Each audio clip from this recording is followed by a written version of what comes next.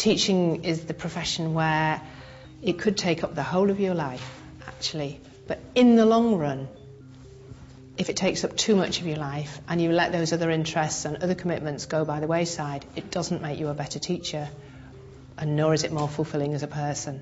A lot of NQTs expect to run before they walk. They expect to be able to do everything before they've just done the first few steps. They see the end goal of having to raise standards rather than maybe settling in their class first and understanding different ways of teaching and also different ways of working with the children. It's extremely important to have a life outside school.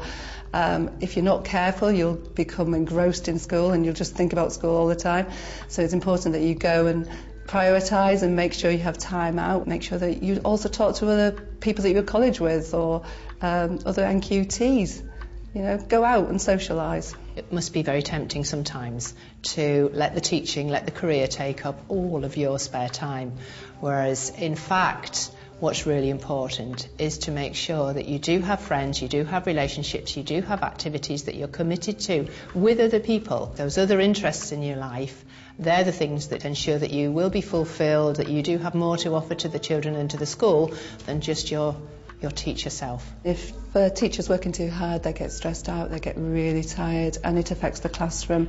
You need tolerance as a teacher, you need patience, and if you're tired or under the weather, you're not able to work with the children effectively. NQTs perhaps have to acknowledge that it isn't always possible to be perfect straight away, that becoming an excellent teacher is something that takes time.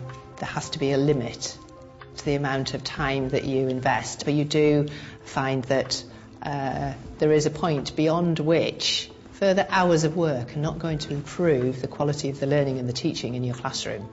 Your mentor is there to support, to encourage, to advise, but so are the other staff at school. And talking through problems with a colleague makes all the difference. Feeling part of the team makes a big difference, and never trying to do it all on your own.